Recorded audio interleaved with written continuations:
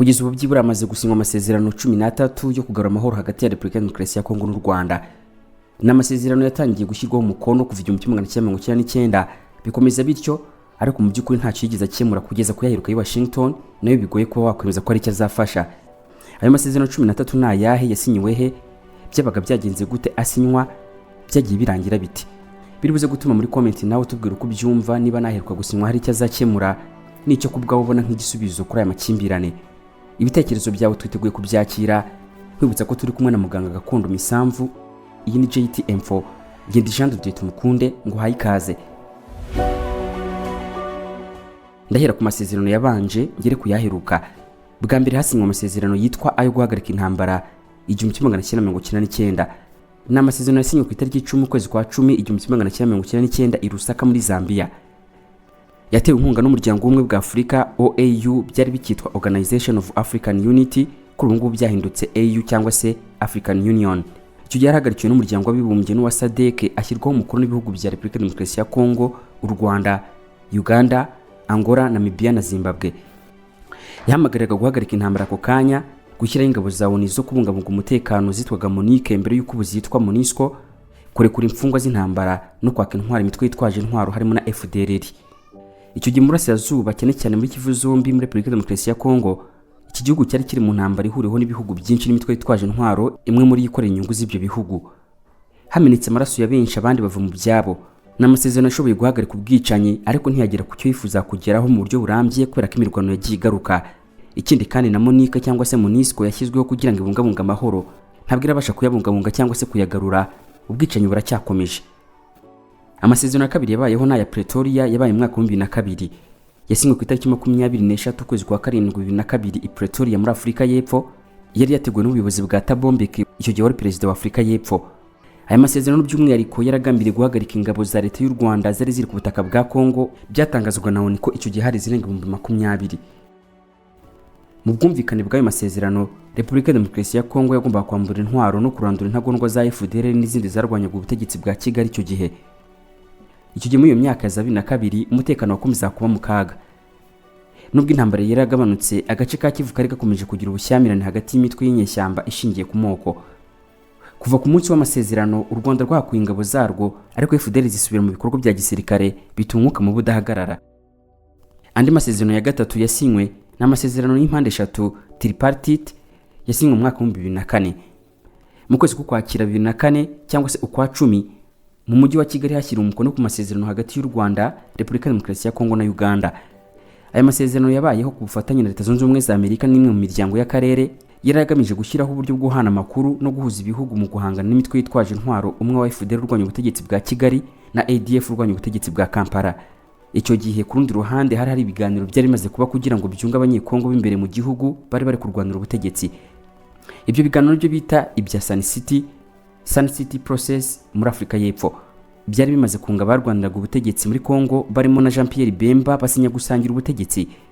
Ibi byombi ntibyigize bihosha umwuka mubi, umutekano mu Burasirazuba bwa Kongo ntiwigeze umera neza.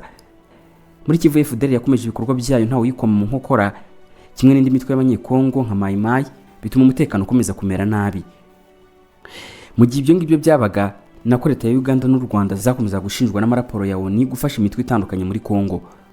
Birumvikana ko aya masezerano ya tripartite ya 2004 hagati y'u Rwanda na Uganda hamwe na Kongo nayo kugeza anga nta kigeze ageraho.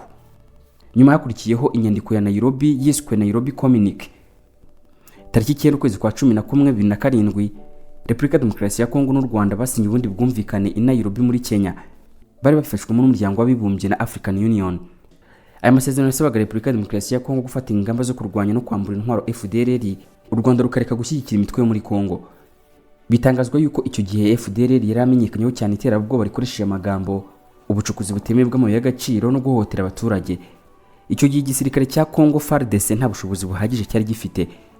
Icyo gihe ku rundi ruhande ingufu zari zariyongereye ku ruhande rwa CNDP ya Rurankunda. Aya masezerano cyangwa se inyandiko ya Nairobi Communique yagerageje guhangana n'ibi bibazo, ariko ntacyo yasize agezeho. Amasezerano ari ku mwanya wa 5 na ya AUC no guhuza CNDP na FARDC yasinywe ku itariki 16 ukwezi kwa 2009 ahitwa AUC hafi ya Goma, hagamijwe guhagarika urugamba rwa CNDP. Mu magambo arambuye ni National Congress for Defense of People, umutwe warengeraga bo mu bwoko bw'abatutsi. CNDP yari iyobowe na Rurankunda hagati ya 2006 na 2009. Muri icyo gihe amaraporo ya ONU yagiye atangaza ko ifashwa n'u Rwanda rwo rukabihakana.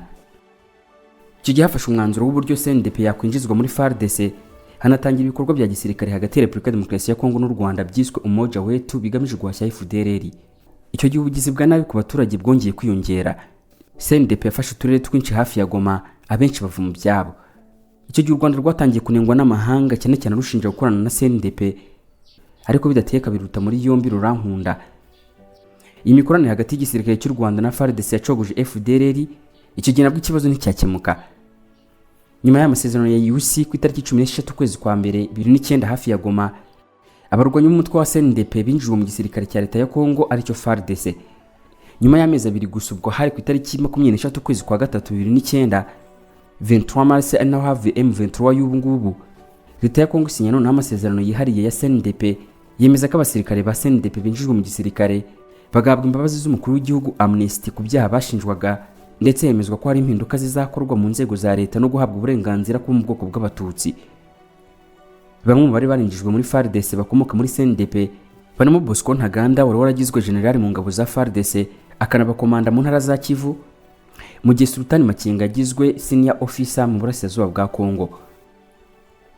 Gusa byashyize kera kugeza mu mwaka wa 2012 bashinjaga leta kunanirwa kuzuza ibyo yemeye mu masezerano ya tariki 23 kwezi kwa gatatu, cyane cyane mu bijyanye no gutanga imyanya mu buyobozi no kurengera umutekano w'abatutsi.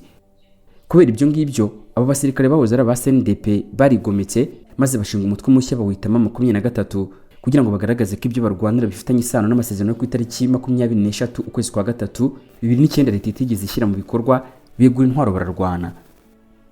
Kuva hagati muri 2012 kugeza mu mpera za 2013, inyeshyamba za M23 zirafashe imijyi ikomeye yo mu ntara ya Kivu y'Amajyaruguru harimo Rucuru na Goma, bisobanuye ko bamaze igihe gito bayifite mu kwezi kwa 12 mwaka wa 2012, bikaba byari bibangamiye cyane ubutegetsi bwa Kongo.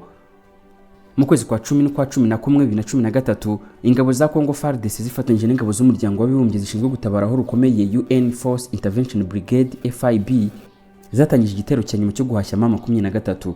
Tariki 5 ukwezi kwa 11 2013, M23 yatangaje ko ishyize iherezo ku mirwano nyuma yo gutsindirwa bikomeye mu misozi ya Canzu na Runyoni, ari naho zari zisigaye ziyobora hafi y'umupaka n'u Rwanda. Icyo gihe inyeshyamba nyinshi zahise zihungira mu Rwanda no muri Uganda, harimo n'abayobozi bayo nka Sultan Makenga. Amasezerano ari ku mwanya wa gatandatu n'amasezerano ya Nairobi y'umwaka wa 2013, Nairobi Framework Agreement. Nyuma yo gutsindwa k'umutwe wa M23 mu mpera za 2013, Repubulika Demokarasi ya Kongo hamwe n'ibihugu by'abaturanyi basinye amasezerano ku itariki 24 ukwezi kwa 12 2013 i Nairobi. Ayo masezerano yayobowe n'umuryango wa Afurika yunze ubumwe African Union hamwe n'umuryango w'akarere k'ibiyaga bigari Great Lakes Region. Yamagaraga bayashyizeho umukono kwirinda kwivanga mu miyoborere y'ikindi gihugu. Icyo gihe umutwe wa M23 wari umaze kurekura umujyi wa Goma. Amasezerano ya karindwi na inzira ya Rwanda 2022, Rwanda Roadmap. M23 yari yaratangiye ibitero bidasanzwe mu burengerazuba bwa Kongo, ifata uturere muri Kivu y'Amajyaruguru. Inzira Rwanda 2022, Rwanda Roadmap yashyizweho umukono ku itariki 6 kwezi kwa 7 2022 i Rwanda muri Angola. Ni umushinga watekerejwe kubera kongera gukomera kwa M23, wagizwemo uruhare na Perezida Joao Lourenço wa Angola yifashishije urwego rw'ubuyobozi bw'akarere k'ibiyaga bigari ICGLR. Repubulika Demokarasi ya Kongo n'u Rwanda bemeranya kugabanya umwuka mubi wo kutumvikana, bagatangira ibiganiro bifite icyerekezo ndetse no gushyira amatsinda mashya gusangira amakuru no gukurikirana ibikorwa by'umutekano. Iyi gahunda y'amasezerano yashyizeho ingamba zihamye zo kurandura imitwe ya FDLR no gukumira amagambo y'urwango. Kongo yashinjaga u Rwanda gushyigikira M23, u Rwanda rukabihakana, mu gihe u Rwanda narwo rwashinjaga Kongo gukorana na FDLR. Diplomasi cyangwa se ububanyi n'amahanga hagati y'ibihugu byombi yari mu kaga. Gahunda ya Rwanda yashaka gusubiza ibiganiro ku murongo, ariko ku rubuga rw'imirwano ibintu bikomeza gukara.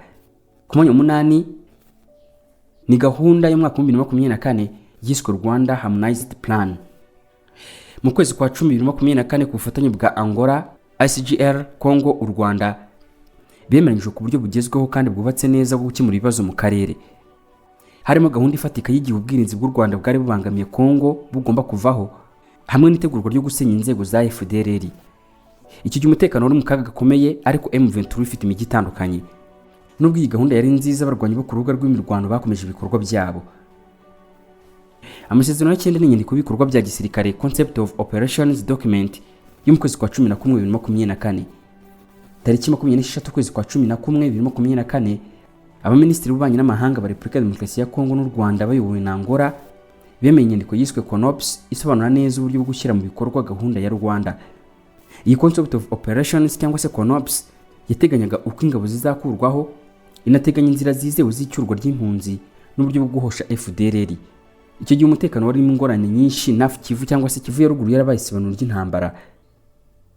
Aya mategeko yari intangiriro nziza y'amahoro, ariko imirwano ntiyigeze irangira.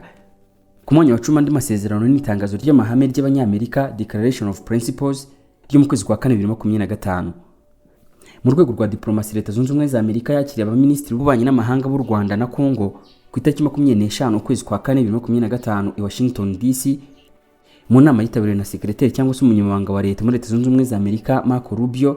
Bose hamwe bemeranyije kubahiriza ubwigenge cyangwa se ubusugire bw'igihugu, kudashyigikira imitwe nka M23 na FDLR, no kwiyemeza gukora amasezerano arambuye mbere y'itariki ya 2 ukwezi kwa 5. Andi masezerano y'amahoro ya Washington yo muri Kamena 2025 hagati y'u Rwanda na Kongo hasinywe amasezerano tariki 27 ukwezi kwa 6 2025 i Washington DC nyuma y'imbaraga za Amerika na Qatar. N'amasezerano yasabaga u Rwanda gukura ingabo zarwo muri Kongo mu gihe cy'iminsi 90. Cyakora ku ruhande rw'u Rwanda ntabwo ibirego by'u Rwanda rubyemera, ariko nanone aya masezerano akabwira Repubulika ya Demokarasi ya Kongo guhagarika ubufatanye n'imitwe ya FDLR. Hashyizweho uburyo bwo guhuza umutekano Joint Security Coordination Mechanism, ndetse hanapangwa iby'andi masezerano y'ishoramari rya Amerika mu bukungu. Amasezerano 12 nayitwa Regional Economic Integration Framework ni inyandiko y'ubufatanye mu bukungu. Regional Economic Integration Framework ku itariki 7 ukwezi kwa 11 2025 yari igamije kugabanya amakimbirane hagati y'u Rwanda na Kongo bishingiye ku guhindura icyara amakimbirane kikaba ubufatanye mu bukungu. N'amasezerano ateganya gushyiraho uduce tw'ubucuruzi duhuriweho i Rubavu no muri Kivu y'Amajyaruguru kugira ngo haveho icyuho cy'icuruzwa rya magendu aho imitwe yitwaje intwari kunze kungukira. Muri ayo masezerano hanarimo kandi imirimo rusange y'ibikorwa remezo nko gutunganya imihanda, imipaka igezweho n'imiyoboro y'amashanyarazi ihuza impande zombi. Ayo masezerano anasaba kuvugurura politiki ziyoherezwa hanze ry'amabuye y'agaciro kugira ngo harandurwe ubucukuzi butemewe. Muri ibi biganiro Amerika na Angola barabahuza b'ingenzi hagamijwe gushyigikira amahoro anyuze mu nyungu z'ubukungu. Amasezerano 13 ari nayo ya nyuma n'amasezerano ya nyuma ku itariki 4 Ukuboza 2025. Amasezerano yayobowe n'umuhuza Leta Zunze Ubumwe za Amerika ashyirwaho umukono n'abaperezida b'ibihugu byombi Paul Kagame na Felix Tshisekedi. Yagomba kurangiza burundu imyaka irenga 20 makimbirane hagati y'u Rwanda na Kongo, asubiramo ihagarikwa ry'imirwano, akanabuza inkunga yayo yose igenerwa imitwe yitwaje intwaro, kandi agashyiraho amatsinda yigenga yo kugenzura ishyirwa mu bikorwa ryayo. Aya masezerano yahujwe n'inyandiko y'ubufatanye mu bukungu yo mu Ugushyingo 2025 nk'umusingi w'amahoro arambye no gufatanya mu iterambere. Guhera ku masezerano y'i Lusaka kugeza i Washington, amasezerano hagati ya Kongo n'u Rwanda agaragaza umuyoboro ukomeye wa diplomasi, ariko bitigeze byoroha mu ishyirwa mu bikorwa. Muri comment tubwire ku giti cyawe wumva ninde wabigizemo uruhare kugira ngo tubahirizwe. Ese aherukayo azashyirwa mu bikorwa? Wakoze cyane kurikira kino kiganiro. Ujye utekerezaho wagana mu gihe ukeneye kwisuzumisha cyangwa gusuzumisha uwawe amarozi y'ubwoko bwose, bwaba ubutegano, ubutamikano, ubutongerano n'imyuka mibi.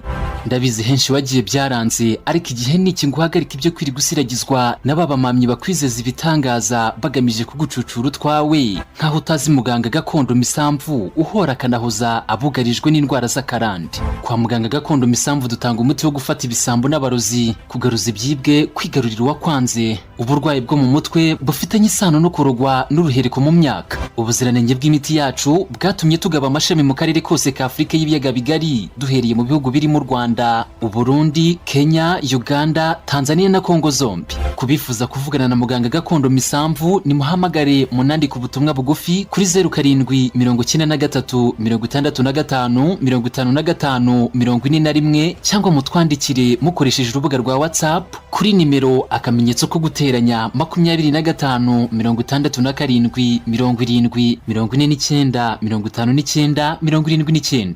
By'akarusho ku bari mu mahanga ya kure dukorana na DHL, ikigo cy'Abadage kabuhariwe mu kugeza ibicuruzwa kuri ba nyirabyo, ku buryo imiti yacu nayo ikugeraho mu minsi 3 gusa.